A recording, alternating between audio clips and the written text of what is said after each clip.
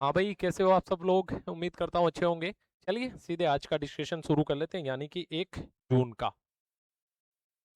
सबसे पहली जो न्यूज़ है वो है सुप्रीम कोर्ट में न्यायाधीशों की नियुक्ति को लेके। देखिए, न्यूज़ ये है कि राष्ट्रपति ने 5 नए न्यायाधीशों की नियुक्ति के जो आदेश है वो कर दिए हैं। थोड़ा सा इस प्रक्रिया को समझते हैं बेसिकली कि इस प्रक्रिया में नियुक्ति होती कैसे है।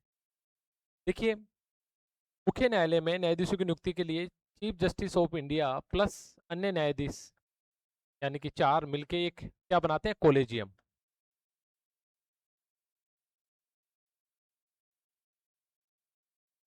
इस कॉलेजियम का बेसिकली क्या काम है? ये कॉलेजियम जो है ये सिफारिश देता है केंद्र सरकार यानी राष्ट्रपति को कि इन लोगों को हमने शॉर्टलिस्ट किया है, आप इनके नाम की घोषणा कीजिए। बेसिकली कई बार तो मैक्सिमम टाइम ऐसा होता है कि जो सिफारिश कॉलेजियम करता है, सेम न्यायाधीशों की जो आदेश है नियुक्ति के वो राष्ट्रपति के द्वारा कर दिए जाते हैं। लेकिन कई बार जो है इन नामों में से किसी पे आपत्ति आती है विधि मंत्रालय की यानी कि केंद्र सरकार की, और नाम दोबारा विचार करने के लिए भेज दिए जाते हैं। ठीक है।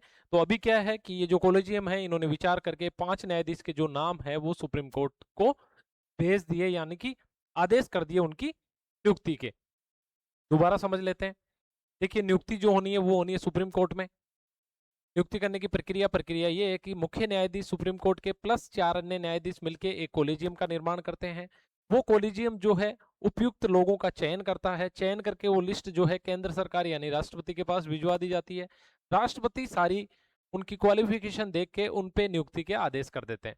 तो अभी जो 5 न्यायाधीशों के जो है आदेश हो गए हैं, समझते हैं कौन कौन सा न्यायमूर्ति। शील नागू है, कहाँ के हैं? मुख्य न्यायाधीश है पंजाब और हरियाणा हाईकोर्ट के। यानी कि अब यहाँ के मुख्य न्यायाधीश से कहाँ आएंगे? सुप्रीम कोर्ट में आएंगे। अगले न्यायमूर्ति श्री चंद्रशेखर है, बॉम्बे हाईकोर्ट के जो है चीफ जस्टिस है। अगले न्यायमूर्ति संजीव सचदेवा है, कहाँ के मुख्य न्यायाधीश? मध्य प्रदेश हाईकोर्ट के हैं। न्यायमूर्ति अरुण पल्ली, ये जम्मू कश्मीर जो लद्दाख उच्च न्यायालय है उसके मुख्य न्यायाधीश है। और श्रीमती वेंकिटा सुब्रमण्यम मोहना, यानी कि महिला जज है जो नियुक्त हुई है वरिष्ठ अधिवक्ता से, सीधी कहाँ से? सुप्रीम कोर्ट की बार काउंसिल से। यानी कि ऐसा जरूरी नहीं है कि सिर्फ जो न्यायाधीश है वही सुप्रीम कोर्ट में न्यायाधीश नियुक्त होंगे। वकीलों के कोटे से भी यानी कि बार एसोसिएशन के कोटे से भी नियुक्ति हो जाती है। तो 4 जो थे राज्य के मुख्य न्यायाधीश थे, राज्य के हाई कोर्ट के मुख्य न्यायाधीश थे, उनकी नियुक्ति हुई है। और एक जो है सुप्रीम कोर्ट की बार काउंसिल से जो कि महिला न्यायाधीश है, नाम है वेंकिता सुब्रमणी मोहना। याद रखेंगे। देखिए, इस क्वेश्चन में एक और गुंजाइश बनती है। हो सकता है इन न्यायाधीशों को इनके हाई कोर्ट के सामने मैच द फॉलोइंग में भी सवाल पूछा जा सकता है। तो आपको यह भी याद रखना है कि कौन सा न्यायाधीश कौन से हाई कोर्ट से है। बहुत इंपॉर्टेंट नहीं है, लेकिन आने वाले एग्जाम्स के लिए इंपॉर्टेंट है। अगर आपको एग्जाम 1 साल के बाद देना है तो फिर आपके लिए ये न्यूज उस तरह से इंपॉर्टेंट नहीं है। और एक और बात याद रखेंगे कि आर्टिकल 124(2) जो है उसके तहत ये जो नियुक्ति है राष्ट्रपति सीजीआई और अन्य न्यायाधीशों की सलाह पर सुप्रीम कोर्ट में न्यायाधीश नियुक्त करता है, ये भी आप याद रखेंगे। चलिए आगे। अगली जो न्यूज है वो सिक्किम के पूर्ण साक्षर बनने की बात है। देखिए, सिक्किम जो है भारत का एक राज्य है और अभी पूर्ण साक्षर राज्य ये बन गया है। इस अभियान के तहत बना है, ये महत्वपूर्ण बात है, उल्लास नव भारत साक्षरता कार्यक्रम। कार्यक्रम का नाम आप याद रखेंगे, उल्लास नव भारत साक्षरता कार्यक्रम। इसका है ये हमारे जो है शिक्षा मंत्रालय, जो केंद्रीय शिक्षा मंत्रालय है उसका कार्यक्रम है। इसके तहत क्या होता है? पूर्ण साक्षर राज्य का जो दर्जा है वो सिक्किम को दे दिया है। क्या था इसमें? हर वयस्क को साक्षर बनाने का जो लक्ष्य था इस कार्यक्रम के तहत वो सिक्किम ने पूरा कर लिया है। तो सबसे पहले कार्यक्रम का नाम याद रखेंगे। कार्यक्रम का नाम है उल्लास नव भारत साक्षरता कार्यक्रम। इस कार्यक्रम के तहत केंद्रीय शिक्षा मंत्रालय ने कौन से राज्य को पूर्ण साक्षरता का दर्जा दिया है? तो आपको नाम पता होना चाहिए, सिक्किम। ये 2 बातें जो है इसके हिसाब से महत्वपूर्ण है। और ये सारी की सारी चीजें किसके हिसाब से की जा रही है? तो आप याद रखेंगे नेशनल एजुकेशन पॉलिसी जो कि 2020 में आई है उसके प्रावधानों के आधार पे ये जो है स्टेटस जो है सिक्किम ने प्राप्त किया है। इंपॉर्टेंट है, एग्जाम के हिसाब से पूछा जा सकता है, याद रखेंगे। आगे देखिए, महत्वपूर्ण व्यक्तियों में से सामाजिक व्यक्ति थे बशीर बद्र जी, जो कि एक शायर थे। बेसिकली जन्म इनका हुआ था अपने अयोध्या में, लेकिन भोपाल में इनका इंतकाल हुआ है। बहुत ही अच्छे जाने माने उर्दू के शायर थे। और हमारे लिए सिर्फ शायर होना महत्वपूर्ण नहीं है, हमारे लिए महत्वपूर्ण क्यों है? क्योंकि इनको 2 अवार्ड मिले हैं। पद्मश्री मिला है 1999 में और साहित्य अकादमी पुरस्कार भी मिला, यानी इन 2 पुरस्कार मिले, इसलिए हमारे लिए एक महत्वपूर्ण व्यक्ति हो जाते हैं राष्ट्रीय पूरे एरिना के हिसाब से। तो नाम याद रखेंगे। पूछा जा सकता है कि हाल ही में ऐसे कौन से शायर हैं जिनको पद्मश्री पुरस्कार से और राष्ट्रीय साहित्य पुरस्कार से जो कि नवाजा गया था, इनका निधन हो गया। तो बशीर बद्र जी नाम आप याद रखेंगे। दो ही बातें इंपॉर्टेंट है, कहाँ जन्म हुआ, कहाँ इंतकाल हुआ, ये बातें उतनी इंपॉर्टेंट नहीं है। आगे एक वर्ड है आउट ऑफ पॉकेट एक्सपेंडिचर। क्या है आउट ऑफ पॉकेट एक्सपेंडिचर? यानी कि स्वास्थ्य पे। इसका मतलब ये होता है कि सारी सरकारी योजना, सारे सरकारी बीमा, सब चीजें लगा के फिर कितना पैसा जो है व्यक्ति की जेब से होता है, कितना प्रतिशत पैसा व्यक्ति की जेब से होता है। जैसे फॉर एग्जाम्पल मान लीजिए अक्स व्यक्ति है, अक्स को रमेश मान लेते हैं। रमेश को अपने पिताजी का घुटने का ऑपरेशन करवाना था। ऑपरेशन की कुल कॉस्टिंग आई 1 लाख रुपए। अब 1 लाख में से मान लीजिए 20,000 रुपए जो है सरकार के द्वारा बीमा से सहायता मिल गई, नीचे 80,000 रुपए रमेश को अपनी जेब से देने पड़े। यानी कि आउट ऑफ पॉकेट एक्सपेंडिचर कितना हुआ? 80,000 रुपए। तो इस प्रकार बात की जा रही है। परिभाषा यह है कि जब स्वास्थ्य खर्च जो मरीज है उसके परिवार को अपनी जेब से सीधे चुकाना पड़ता है, यानी कि बीमा, सरकारी योजना और अन्य सभी सहायता प्राप्त करने के बाद, यानी कि जिनमें कवर नहीं होता ये सारी तो प्राप्त हो गई, और बाकी जो बचा पैसा है जो इनमें कवर नहीं हुआ वो सब किस में आता है? आउट ऑफ पॉकेट एक्सपेंडिचर में। अब क्या कह रहे हैं इसमें कि एक दशक पहले यानी कि लगभग 2016 के आसपास लगभग 64.2%, यानी कि अगर 1 लाख का खर्चा हो रहा था तो लगभग 40% ही इन योजनाओं में, सरकारी योजनाओं में शामिल हो पा रहा था। उसके बाद बचा हुआ 60% जो था वो रमेश को खुद देना पड़ रहा था। लेकिन इस एक दशक में ये पैसा कम होकर लगभग 43.4% ही बचा, यानी कि 60% जो है इन तमाम सरकारी योजनाओं से कवर हो जाता है। जैसे मुख्यमंत्री आयुष्मान बीमा है, प्रधानमंत्री जो बीमा है, और सारे जो दुर्घटना बीमा और सारी चीजें जिनमें ये खर्च जो है कवर हो जाता है। और दोस्तों ये एक बड़ी विकट समस्या जो है ग्रामीण एरिया में भी रहती थी कि व्यक्ति थोड़ा बहुत पैसा जैसे इकट्ठा करता था, उसकी सेविंग होती थी और कोई ना कोई बीमारी, और उस बीमारी में सारा पैसा चला जाता था। तो अब जो है बीमा सेक्टर में थोड़ा सा सुधार आया है, और इसकी वजह से एक दशक में 20.8% की जो एक सकारात्मक जो वृद्धि है वो देखी गई है। चिंता क्या है? अभी भी निजी अस्पतालों पे इलाज का जो बड़ा खर्च है वो व्यक्ति को वहन करना पड़ता है। क्या ये एग्जाम में पूछा जा सकता है? बिल्कुल नहीं पूछा जा सकता। डायरेक्ट जो है छोटे एग्जाम्स में, वनडे एग्जाम में पूछने की जो संभावना है वो काफी कम है। लेकिन जब हम मुख्य परीक्षा की बात करते हैं वहां पे हम इस तरह के फैक्ट को यूज कर सकते हैं कि हाल ही में जिस तरह के स्वास्थ्य सेक्टर में जो बदलाव, बीमा सेक्टर में जो बदलाव किए गए हैं, उनकी वजह से आउट ऑफ पॉकेट जो एक्सपेंडिचर था उसमें 20.4% की जो कमी आई है, जो कि एक सकारात्मक बात है। बाकी वैसे डायरेक्ट ये डेटा उस तरह से याद रखने वाली बात नहीं है। ये इंपॉर्टेंट न्यूज है, ये प्रारंभिक परीक्षा में और छोटे एग्जाम्स में पूछा जा सकता है। क्या है कि विश्व की 5वीं सबसे बड़ी डिजिटल अर्थव्यवस्था इंडिया बन गया है। यानी कि जब डिजिटल इकोनॉमी की बात करते हैं दुनिया में, तो इंडिया जो है विश्व की 5वीं जो है बड़ी अर्थव्यवस्था बन चुका है। ये रिपोर्ट किसने जारी की है? रिपोर्ट जारी की है state of India's digital economy report. नाम याद रखेंगे, state of India's digital economy report. और इसके तहत इंडिया जो है विश्व की 5वीं सबसे बड़ी डिजिटल अर्थव्यवस्था है। पिछले वर्ष जो था 8वां स्थान था, और अभी 5वां, यानी कि एक बड़ी छलांग भारत ने डिजिटल सेक्टर में, डिजिटल अर्थव्यवस्था के मामले में लगाई है। एआई रैंकिंग में चौथा स्थान है, यानी कि एआई रैंकिंग की जब ओवरऑल बात की जाती है तो इंडिया का चौथा स्थान है। डिजिटल अर्थव्यवस्था की बात की जाती है तो 5वां स्थान है, जो कि पहले 8वां था। यानी कि 3 स्थान की सकारात्मक सुधार जो है भारत ने दर्ज किया है। जब टैलेंट पूल की बात की जाए, यानी कि एजुकेटेड स्किलफुल एआई वाले लोगों की बात की जाती है, तो दुनिया में दूसरा स्थान भारत का आता है। राजस्व से कितने पैसे की कमी और ये सारी चीजें इसमें अपने को आई हो रही है, ये उतना इंपॉर्टेंट नहीं है। अगली न्यूज की तरफ चलते हैं। अगली न्यूज में देखिए एक एडीआर है, एसोसिएशन फॉर डेमोक्रेटिक रिफॉर्म। क्या समझ आता है इससे? एसोसिएशन का मतलब हो गया संगठन, एसोसिएशन का मतलब, ए का मतलब हो गया एसोसिएशन का मतलब हो गया संगठन, डी का मतलब डेमोक्रेटिक, और आर का मतलब रिफॉर्म। रिफॉर्म यानी सुधार, डेमोक्रेटिक यानी लोकतांत्रिक। यानी कि आपको कुछ कुछ समझ आ रहा होगा कि एक ऐसा संगठन जो कि लोकतांत्रिक सुधारों का समर्थन करता है, लोकतांत्रिक सुधारों पे रिपोर्ट जारी करता है। यानी कि कोई सरकारी बॉडी है क्या एडीआर? नो। क्या है? एक एनजीओ टाइप की संस्था है जो कि सार्वजनिक सेक्टर में काम करती है।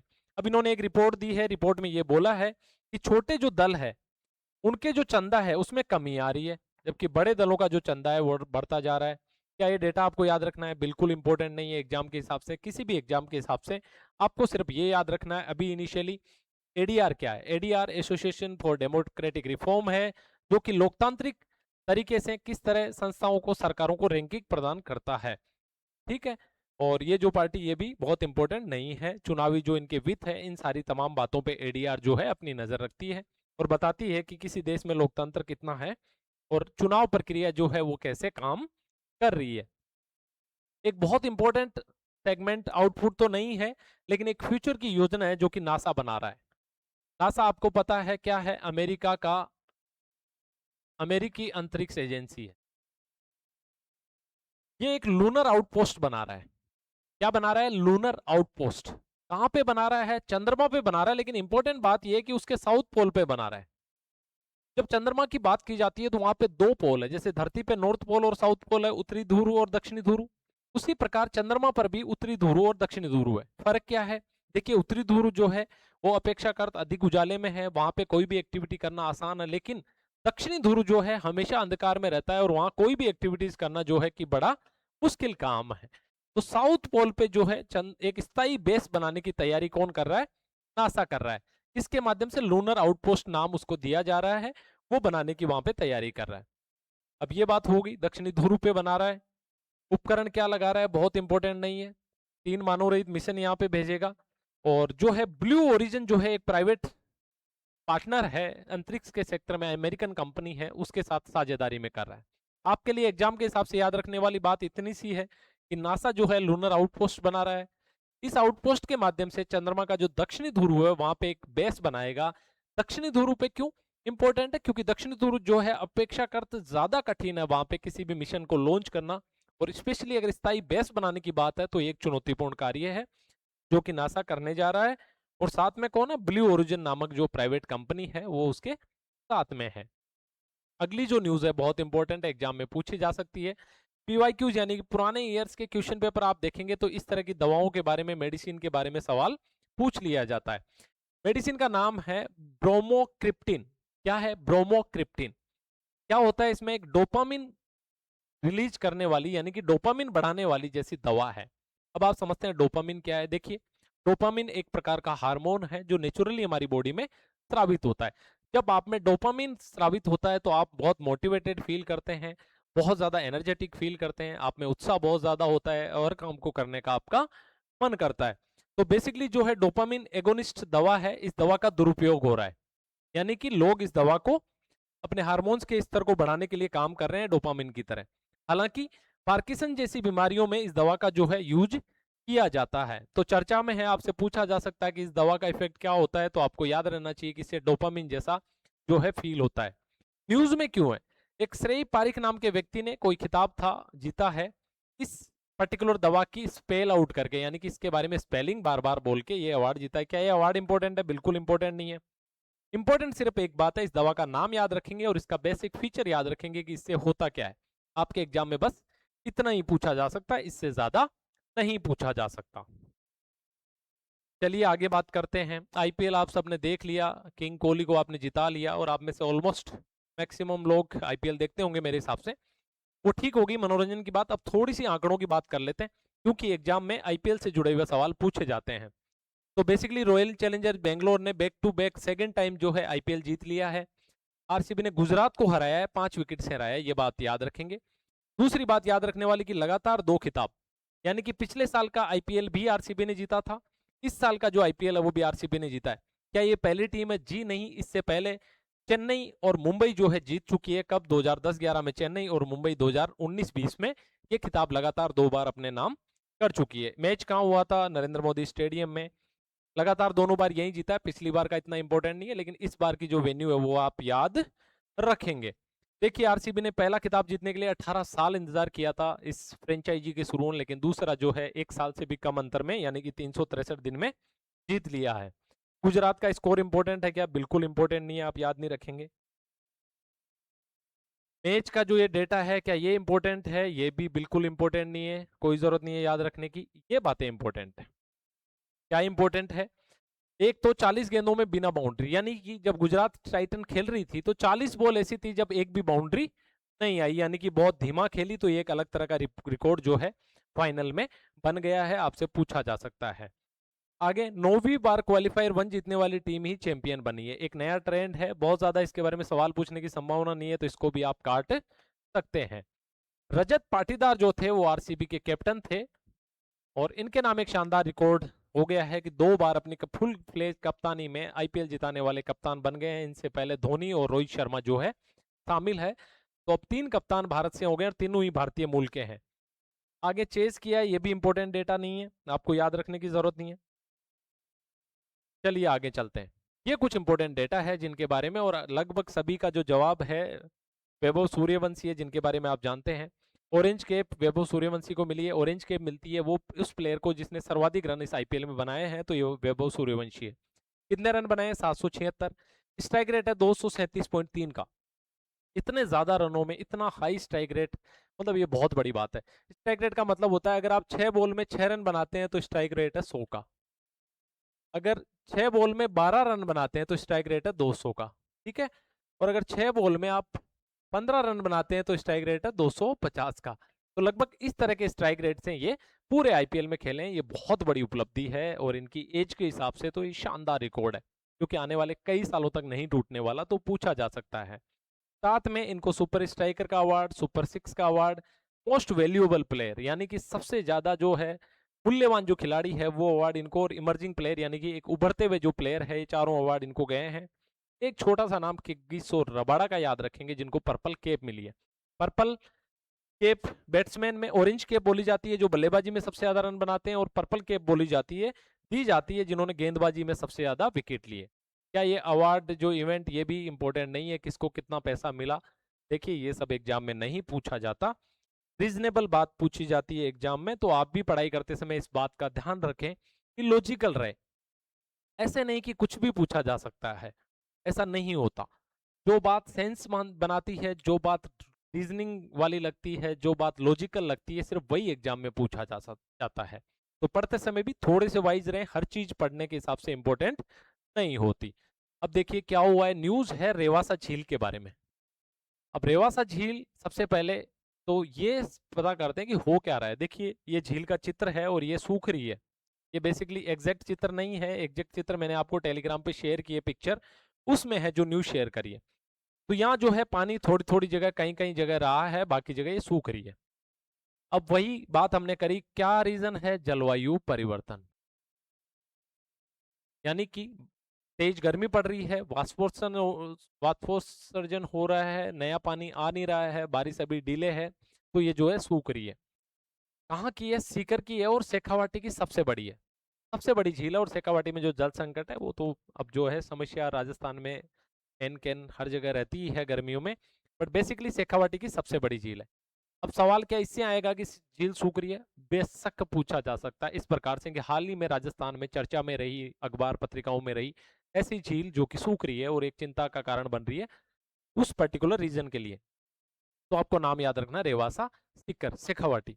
ठीक है, अब और रेवासा झील के बारे में देखिए। शेखावाटी की सबसे बड़ी झील है, सबसे पहली बात। रेवासा अब गंभीर जन संकट से जूझ रही है। कभी तालाब रहने वाली ये झील अब सूखी धरती जैसी दिखती है। केवल गड्ढों में नाम मात्र का गंदा पानी जो है भरा हुआ है। रीजन क्या है? कुछ वर्षों से कम वर्षा और बांध निर्माण के कारण नदी का पानी झील तक पहुंच ही नहीं पाता। देखिए, एक जो विकासात्मक कार्य है वो एक तरह से तो ठीक है, लेकिन कई सारी समस्याएं भी साथ में पैदा करते हैं। रेवासा झील सीकर जिला यानी शेखावाटी की सबसे बड़ी झील है, ये इंपॉर्टेंट बात है, पूछा जा सकता है। ठीक है, तो ये अच्छी बात है। रही बात, जब भी विकास की बात हो, जब बांधों की बात हो, बांध निर्माण की बात हो, तो इस तरह आप एग्जाम्पल कोट कर सकते हैं कि ऐसा नहीं होना चाहिए कि एक बांध का निर्माण हो और एक झील बदले में सूख जाए। चलिए आगे चलते हैं। एक योजना है जिसमें बहुत ज्यादा इंपॉर्टेंट बातें तो नहीं है, कुछ बातें हैं, क्योंकि इसको 6 वर्ष जो है पूर्ण हो गए, यानी कि 2020 में इसी टाइम जून में जो है पीएम स्वनिधि योजना जो है वो शुरू हुई थी। क्या था इसका उद्देश्य? देखिए, नरेंद्र मोदी जी का इसमें क्लियर उद्देश्य था कि जो छोटे रेडी पटरी वाले लोग हैं इनको कुछ अमाउंट लोन दिया जाएगा, और इस लोन के माध्यम से ये लोग जो है अपने धंधे को थोड़ा विस्तारित करेंगे। मान लीजिए किसी के लकड़ी की छकड़ी है तो वो लोहे की ले आए, थोड़ी ऑटोमेटिक ले आए, फिर एक बार जब पैसा जमा करवा दे तो अगेन इनको टॉप अप कर दिया जाए, थोड़ा बढ़ा के लोन दे दिया जाए ताकि ये आत्मनिर्भर हो सके। ये बिल्कुल इंपॉर्टेंट नहीं है, कितना लोन मिला, कैसे मिला, जस्ट आपको ये समझाने के लिए कि कुछ चीजें जो महत्वपूर्ण नहीं है आपको कैसे छोड़नी है। हर चीज में आपको नहीं समझा सकता यहाँ पे कि भाई सिर्फ इंपॉर्टेंट बातें अगर लिखूंगा तो आप समझ नहीं पाएंगे, लेकिन लिख के काटना कि नहीं ये बात इंपॉर्टेंट नहीं है। क्या इंपॉर्टेंट है? योजना जून 2020 में शुरू हुई थी, ये बात इंपॉर्टेंट है। कौन सा मंत्रालय? आवासन और शहरी कार्य मंत्रालय, ये दूसरी बात है, ये इसको लागू करने वाला मंत्रालय। और एक माइक्रो क्रेडिट योजना, माइक्रो क्रेडिट का मतलब छोटे लोन, क्या चीज? छोटे लोन देने वाली योजना है। तो ये जो है 3 बातें इस स्लाइड से इंपॉर्टेंट है। चलिए आगे, यहाँ पे कुछ भी इंपॉर्टेंट नहीं है, सिर्फ नीचे वाली जो बातें हैं वो इंपॉर्टेंट है। क्या है? सबसे पहले जो है स्तर 1 जो है उसमें 10,000 रुपए का लोन दिया जाता है, बिना गारंटी दिया जाता है, थोड़े समय के लिए दिया जाता है, 2 महीने, 4 महीने, 6 महीने के लिए। आगे अगर ये लोन चुका दिया तो 20,000 का लोन दिया जाएगा। कब दिया जाएगा? जब पुराना लोन समय पे चुकाओगे। उसके बाद तीसरा जो स्तर है उसमें 50,000 का लोन, यानी कि 10 का, 20 का और 50 का जो है छोटे माइक्रो ऋण दिए जाते हैं, ताकि इस तरह के रेडी पटरी वाले रोजमर्रा अपना जीवन यापन करने वाले लोग भी सशक्त होकर मुख्य धारा का हिस्सा बन सके। तो ये थी हमारी आज की इंपॉर्टेंट न्यूज। सबसे पहले हमने सुप्रीम कोर्ट में जो 5 न्यायाधीशों की नियुक्ति हुई है उनके बारे में बात करी। उसके बाद बात करी साक्षरता, जो कि सिक्किम बना है पूरा राज्य साक्षर, बशीर बद्र जी का निधन हो गया है। आउट ऑफ पॉकेट एक्सपेंडिचर के बारे में बात करी, डिजिटल इंडिया के बारे में बात करी कि किस प्रकार जो है 8वीं से रैंकिंग हो गई हमारी 5वीं। आईपीएल 2026 के कुछ इंपॉर्टेंट डेटा के बारे में बात करी जो एग्जाम के पर्सपेक्टिव से इंपॉर्टेंट है। ब्रोमोक्रिप्टिन जो मेडिसिन है उसके बारे में बात करी, नासा के मून मिशन के बारे में बात करी और पीएम स्वनिधि योजना के बारे में बात करी। ये थी हमारी आज की डिस्कशन। उम्मीद करता हूं डिस्कशन आपके लिए फायदेमंद रही होगी। जय हिंद, अपना ख्याल रखिए।